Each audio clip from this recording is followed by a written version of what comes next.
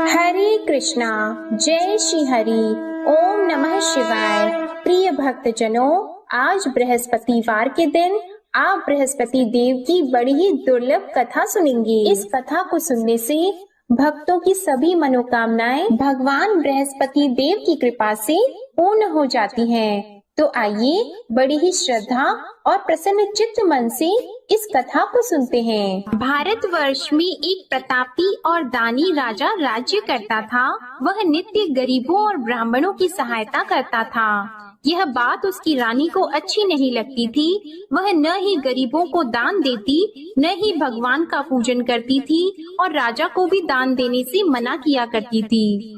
एक दिन राजा शिकार खेलने वन को गए हुए थे, तो रानी महल में अकेली थी। उसी समय बृहस्पति देव साधु वेश में राजा के महल में भिक्षा लेने के लिए गए और भिक्षा मांगी, तो रानी ने भिक्षा देने से इनकार कर दिया और कहा, हे साधु महाराज, मैं तो दान पुण्य से तंग आ गई हूँ। मेरा पति सारा धन लुटाते रहते हैं। मेरी इच्छा है कि हमारा धन नष्ट हो जाए, फिर न रहेगा बांस, न बजेगी बांसुरी। साधु ने कहा, देवी तुम तो बड़ी विचित्र हो। धन संतान तो सभी चाहते हैं, पुत्र और लक्ष्मी तो पापी के घर भी होने चाहिए। यदि तुम्हारे पास अधिक धन है तो भूखों को भोजन दो, प्यासों के लिए प्याऊ बनवाओ, मुसाफिरों के लिए धर्मशालाएं खुलवाओ। जो निर्धन अपनी कुंवारी कन्याओं का विवाह नहीं कर सकते, उनका विवाह करा दो। ऐसे और कई काम हैं जिनके करने से तुम्हारा यश लोक और परलोक में फैलेगा। परंतु रानी पर उपदेश का कोई प्रभाव नहीं पड़ा। वह बोली, महाराज आप मुझे कुछ न समझाएं, मैं ऐसा धन नहीं चाहती जो हर जगह बांटती फिरूं। साधु ने उत्तर दिया, यदि तुम्हारी ऐसी इच्छा है तो तथास्तु। तुम ऐसा करना कि बृहस्पतिवार को घर लीपकर पीली मिट्टी से अपना सिर धोकर स्नान करना, भट्टी चढ़ाकर कपड़े धोना। ऐसा करने से आपका सारा धन नष्ट हो जाएगा। इतना कहकर वह साधु महाराज वहाँ से आलोक हो गए और साधु के अनुसार कही बातों को पूरा करते हुए रानी को केवल 3 बृहस्पतिवार ही बीते थे कि उसकी समस्त धन संपत्ति नष्ट हो गई। भोजन के लिए राजा का परिवार तरसने लगा। तब एक दिन राजा ने रानी से बोला कि हे रानी, तुम यहीं रहो, मैं दूसरे देश को जाता हूँ, क्योंकि यहाँ पर सभी लोग मुझे जानते हैं, इसलिए मैं कोई छोटा कार्य नहीं कर सकता। ऐसा कहकर राजा परदेश चला गया। वह जंगल से लकड़ी काट कर लाता और शहर में बेचता था। इस तरह वह अपना जीवन व्यतीत करने लगा। इधर राजा के परदेश जाते ही रानी और दासी दुखी रहने लगी। एक बार जब रानी और दासी को 7 दिन तक बिना भोजन के रहना पड़ा, तो रानी ने अपनी दासी से कहा, हे दासी, पास ही के नगर में मेरी बहन रहती है, वह बड़ी धनवान है, तू उसके पास जा और कुछ लेकर आ, ताकि थोड़ा बहुत गुजार बसर हो सके। रानी दासी की बहन के पास गई। उस दिन गुरुवार था और रानी की बहन उस समय बृहस्पतिवार व्रत की कथा सुन रही थी। दासी ने रानी की बहन को अपनी रानी का संदेश दिया, लेकिन रानी की बड़ी बहन ने कोई उत्तर नहीं दिया। जब दासी को रानी की बहन से कोई उत्तर नहीं मिला, तो वह बहुत दुखी हुई और उसे क्रोध भी आया। दासी ने वापस आकर रानी को सारी बात बता दी। सुनकर रानी ने अपने भाग्य को कोसा। उधर रानी की बहन ने सोचा कि मेरी बहन की दासी आई थी, परंतु मैं उससे नहीं बोली, इससे वह बहुत दुखी हुई होगी। कथा सुनकर और पूजन समाप्त करके वह अपनी बहन के घर आई और कहने लगी, हे बहन, मैं बृहस्पतिवार का व्रत कर रही थी, तुम्हारी दासी मेरे घर आई थी, परंतु जब तक कथा होती है तब तक न तो उठते हैं और न ही बोलते हैं, इसलिए मैं नहीं बोली। कहो दासी क्यों गई थी? रानी बोली, बहन तुमसे क्या छिपाऊं, हमारे घर में खाने तक को अनाज नहीं था। ऐसा कहते कहते रानी की आंखें भर आई। उसने दासी समेत पिछले 7 दिनों से भूखे रहने तक की बात अपनी बहन को विस्तार पूर्वक सुना दी। रानी की बहन बोली, देखो बहन, भगवान बृहस्पति सबकी मनोकामना को पूर्ण करते हैं। देखो शायद तुम्हारे घर में अनाज रखा हो। पहले तो रानी को विश्वास नहीं हुआ, पर बहन के आग्रह करने पर उसने अपनी दासी को अंदर भेजा तो उसे सचमुच अनाज से भरा एक घड़ा मिल गया। यह देखकर दासी को बड़ी हैरानी हुई। दासी रानी से कहने लगी, हे रानी, जब हमको भोजन नहीं मिलता तो हम व्रत ही तो करते हैं, इसलिए क्यों न इनसे व्रत और कथा की विधि पूछ ली जाए ताकि हम भी व्रत कर सकें। तब रानी ने अपनी बहन से बृहस्पतिवार व्रत के बारे में पूछा। उसकी बहन ने बताया, बृहस्पतिवार के व्रत में चने की दाल और मुनक्का से विष्णु भगवान का केले की जड़ में पूजन करें तथा दीपक जलाएं, व्रत कथा सुने और पीला भोजन ही करें। इससे बृहस्पति देव प्रसन्न होते हैं। और व्रत और पूजन विधि बताकर रानी की बहन अपने घर को लौट गई। 7 दिन के बाद जब गुरुवार आया तो रानी और दासी ने व्रत रखा। घुड़साल में जाकर चना और गुड़ लेकर आई, फिर उससे केले की जड़ तथा विष्णु भगवान का पूजन किया। अब पीला भोजन कहाँ से आए, इस बात को लेकर दोनों बहुत दुखी थी। क्योंकि उन्होंने व्रत रखा था, इसलिए बृहस्पति देव उनसे प्रसन्न थे। इसलिए वे एक साधारण व्यक्ति का रूप धारण करके 2 थालों में सुंदर पीला भोजन दासी को दे गए। भोजन पाकर दासी बहुत प्रसन्न हुई और फिर रानी के साथ मिलकर भोजन ग्रहण किया। उसके बाद वे सभी गुरुवार को व्रत और पूजन करने लगी।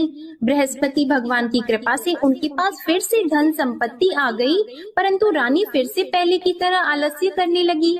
तब दासी बोली, देखो रानी, तुम पहले भी इस प्रकार आलस्य करती थी, तुम्हें धन रखने में कष्ट होता था, इस कारण सभी धन नष्ट हो गया, और अब जब भगवान बृहस्पति की कृपा से धन मिला है तो तुम्हें फिर से आलस्य होता है। रानी को समझाते हुए दासी कहती है कि बड़ी मुसीबतों के बाद हमने यह धन पाया है, इसलिए हमें दान पुण्य करना चाहिए, भूखे मनुष्यों को भोजन कराना चाहिए और धन को शुभ कार्यों में खर्च करना चाहिए, जिससे तुम्हारे कुल का यश बढ़ेगा, स्वर्ग की प्राप्ति होगी और पितृ प्रसन्न होंगे। दासी की बात मानकर रानी अपना धन शुभ कार्यों में खर्च करने लगी, जिससे पूरे नगर में उसका यश फैलने लगा। उधर एक दिन राजा दुखी होकर जंगल में एक पेड़ के नीचे आसन जमाकर बैठ गया। वह अपनी दशा को याद करके व्याकुल होने लगा। बृहस्पतिवार का दिन था। एकाएक उसने देखा कि निर्जन वन में एक साधु प्रकट हुए। वह साधु वेश में स्वयं बृहस्पति देवता थे।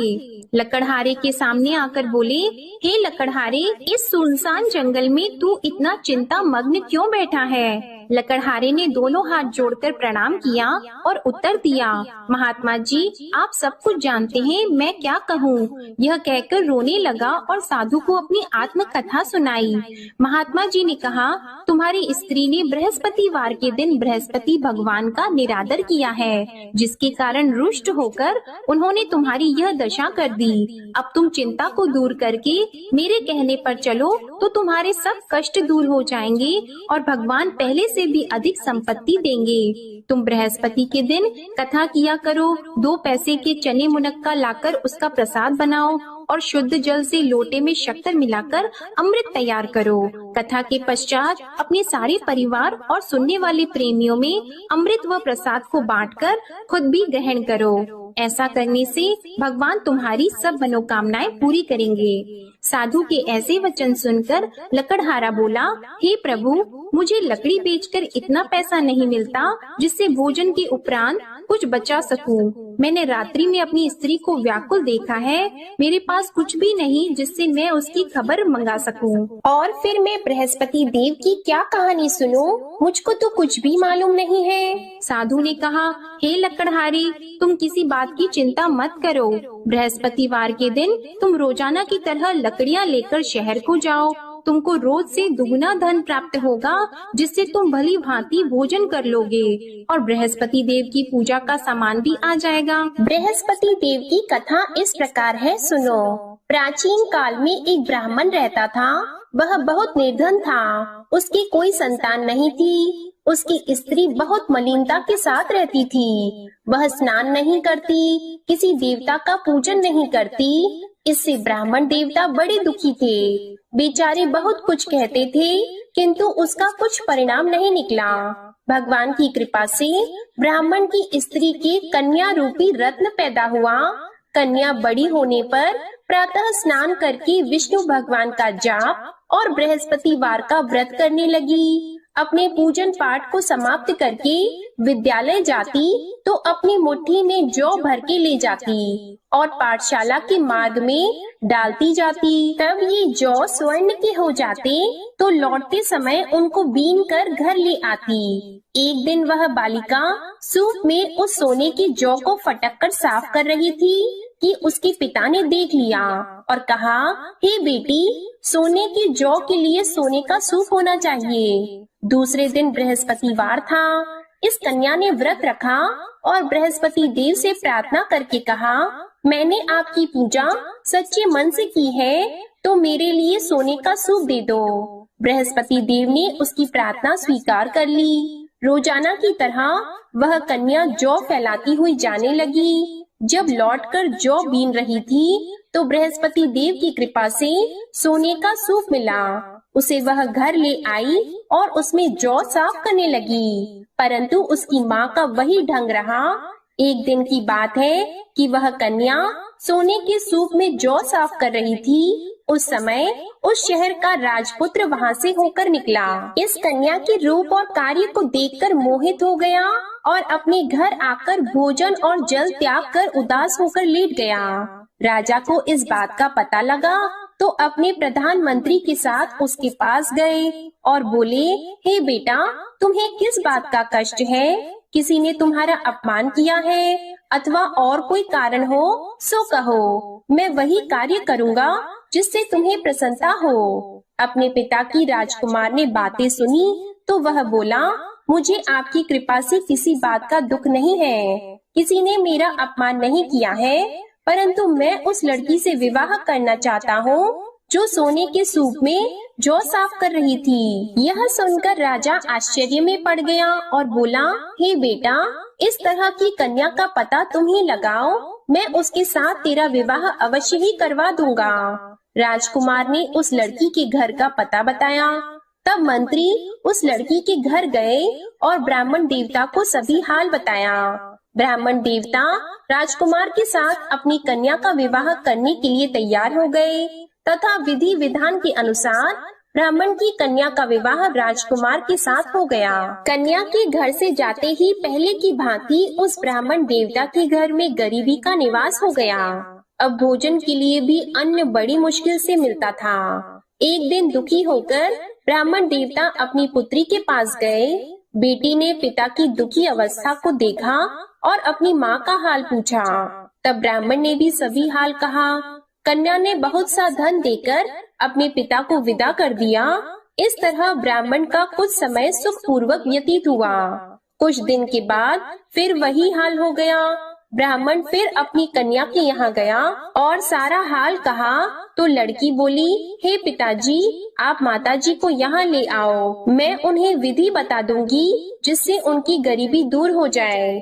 वह ब्राह्मण देवता अपनी स्त्री को साथ लेकर पहुँचे तो अपनी माँ को समझाने लगी कि हे माँ, तुम प्रातः काल प्रथम स्नान आदि करके विष्णु भगवान का पूजन करो तो सब दरिद्रता दूर हो जाएगी। परंतु उसकी माँ ने एक भी बात नहीं मानी और प्रातः काल उठकर अपनी पुत्री के बच्चों की झूठन को खा लिया। इससे उसकी पुत्री को भी बहुत गुस्सा आया। उसने एक रात को एक कोठरी से सारा सामान निकाल दिया और अपनी माँ को उसमें बंद कर दिया। प्रातः उसमें से उसे निकाला तो स्नान आदि करा के पूजा पाठ करवाया तो उसकी माँ की बुद्धि ठीक हो गई। इसके बाद वह नियम से पूजा पाठ करती और प्रत्येक बृहस्पतिवार को व्रत रखने लगी। इस व्रत के प्रभाव से उसकी माता और पिता बहुत ही धनवान और पुत्रवान हो गए और बृहस्पति देवता के प्रभाव से इस लोक के सुख को भोगकर अंत में स्वर्ग को प्राप्त हुए। इस तरह कहानी कहकर साधु देवता वहाँ से अंतर्ध्यान हो गए। धीरे धीरे समय व्यतीत होने पर फिर वही बृहस्पतिवार का दिन आया। लकड़हारा जंगल से लकड़ी काटकर किसी शहर में बेचने गया। उसे उस दिन और दिन से अधिक पैसा मिला। राजा ने चना गुड़ आदि लाकर गुरुवार का व्रत किया। उस दिन से उसके सभी क्लेश दूर हो गए। परंतु जब दोबारा गुरुवार का दिन आया तो बृहस्पतिवार का व्रत करना भूल गया। इस कारण बृहस्पति भगवान नाराज हो गए। उस दिन उस नगर के राजा ने विशाल यज्ञ का आयोजन किया था तथा शहर में ये घोषणा करा दी कि कोई भी मनुष्य अपने घर में भोजन न बनवाए, न आग जलाए। समस्त जनता मेरे यहाँ भोजन करने आए। इस आज्ञा को जो न मानेगा उसे फांसी की सजा दी जाएगी। इस तरह की घोषणा संपूर्ण नगर में करवा दी गई। राजा की आज्ञा के अनुसार शहर के सभी लोग भोजन करने गए, लेकिन लकड़हारा कुछ देर से पहुँचा, इसलिए राजा उसको अपने साथ घर लेके गए और ले जाकर भोजन करा रहे थे तो रानी की दृष्टि उस खूंटी पर पड़ी जिस पर उसका हार लटका हुआ था। वह वहाँ पर दिखाई नहीं दिया। रानी ने निश्चय किया कि मेरा हार इस मनुष्य ने चुरा लिया है। उसी समय सिपाहियों को बुलाकर उसको कारागार में डलवा दिया। जब लकड़हारा कारागार में पड़ गया और बहुत दुखी होकर विचार करने लगा कि न जाने कौन से पूर्व जन्म के कर्म से मुझे यह दुख प्राप्त हुआ है, और उसी साधु को याद करने लगा जो कि जंगल में मिला था। उसी समय तत्काल बृहस्पति देव साधु के रूप में प्रकट हुए और उसकी दशा को देखकर कहने लगे, अरे मूर्ख, तूने बृहस्पति देव की कथा नहीं करी, इस कारण तुझे दुख प्राप्त हुआ है। अब चिंता मत कर, बृहस्पतिवार के दिन कारागार के दरवाजे पर 4 पैसे पड़े मिलेंगे, उनसे तू बृहस्पति देव की पूजा करना, तेरे सभी कष्ट दूर हो जाएंगे।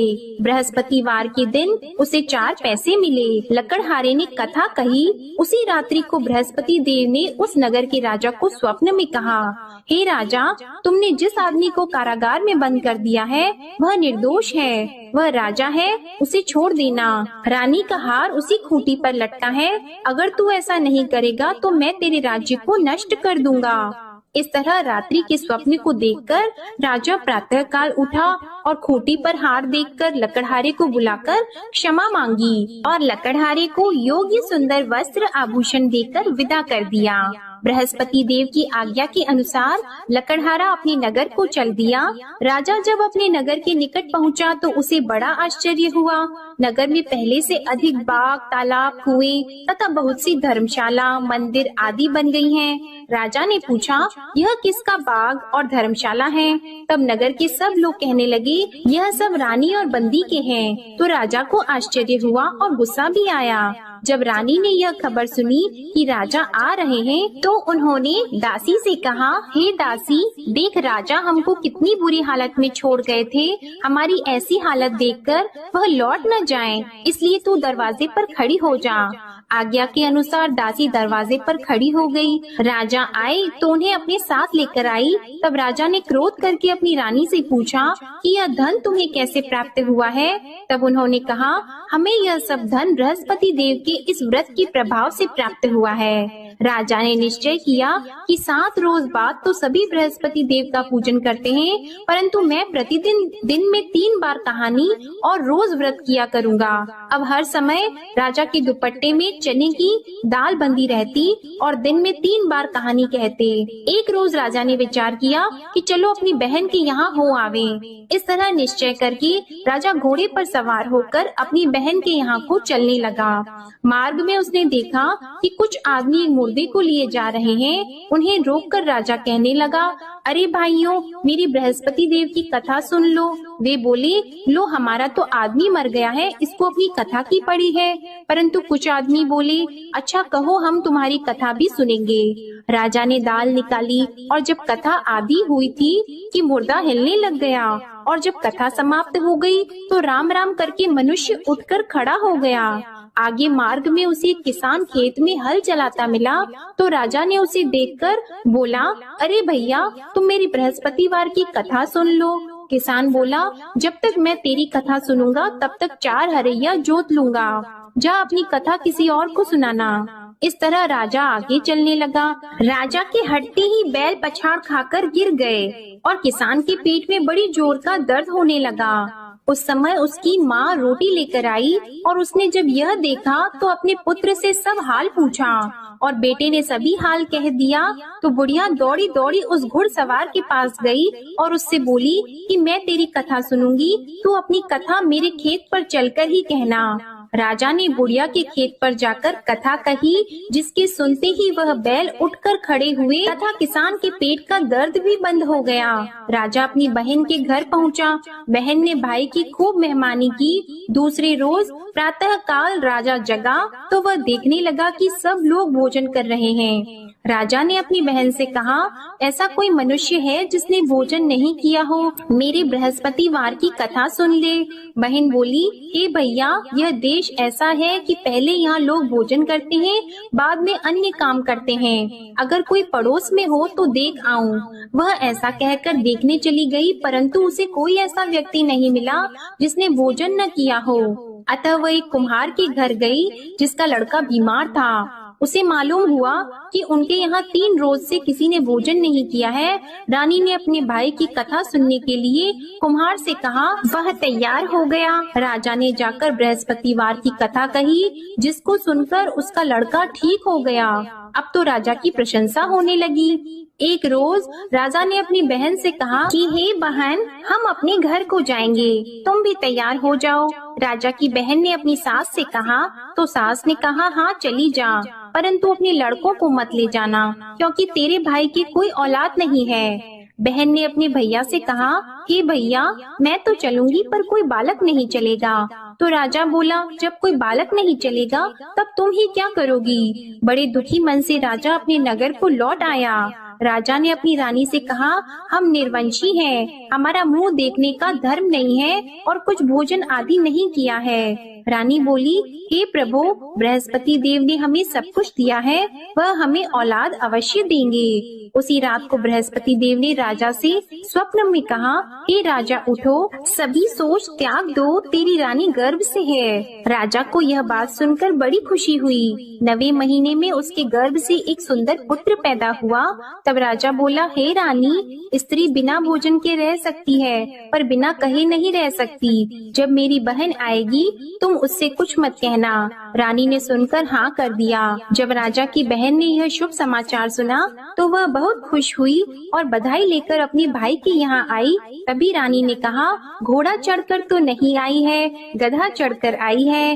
राजा की बहन बोली, भाभी, मैं इस प्रकार न कहती तो तुम्हें औलाद कैसे मिलती? बृहस्पति देव ऐसे ही हैं, जैसी जिसके मन में कामनाएं हैं सभी को पूर्ण करते हैं। जो सद्भावना पूर्वक बृहस्पतिवार का व्रत करता है एवं कथा पढ़ता है अथवा सुनता है, दूसरों को सुनाता है, बृहस्पति देव उनकी सभी मनोकामनाएं पूर्ण करते हैं। बृहस्पति देव उनकी सदैव रक्षा करते हैं।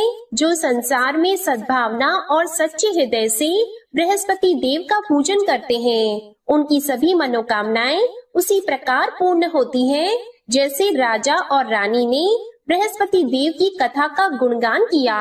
उनकी सभी इच्छाएं बृहस्पति देव ने पूर्ण की। मनुष्य को हृदय से उनका मनन करते हुए जयकारा करना चाहिए। तो प्रेम से बोलिए, बृहस्पति देव की जय, विष्णु भगवान की जय, समस्त देवी देवताओं की जय। अब आप भगवान बृहस्पति देव की आरती श्रवण कीजिए। ओम जय बृहस्पति देवा, ओम जय बृहस्पति देवा, छिन्न छिन्न भोग लगाऊं, कदली फल मेवा।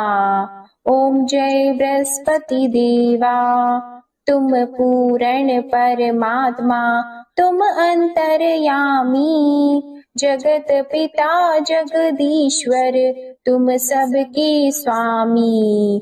ओम जय बृहस्पति देवा, चरणामृत निज निर्मल, सब पातक हरता, सकल मनोरथ दायक, कृपा करो भरता। ओम जय बृहस्पति देवा, तन मन धन अर्पण कर, जो जन शरण पड़े, प्रभु प्रकट तब होकर, आकर द्वार खड़े। ओम जय बृहस्पति देवा, दीन दयाल दयानिधि, भक्तन हितकारी, पाप दोष सब हरता, भव बंधन हारी। ओम जय बृहस्पति देवा, सकल मनोरथ दायक सब संशय तारो, विषय विकार मिटाओ संतन सुखकारी। ओम जय बृहस्पति देवा, जो कोई आरती तेरी प्रेम सहित गावे, ज्येष्ठानंद बंद सो निश्चय ही पावे। ओम जय बृहस्पति देवा, ओम जय बृहस्पति देवा।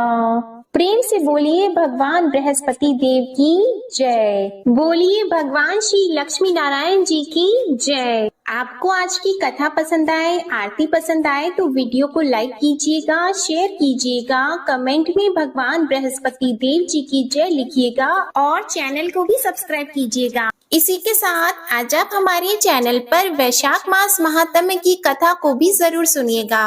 प्रेम से बोलिए भगवान श्री बृहस्पति देव की जय।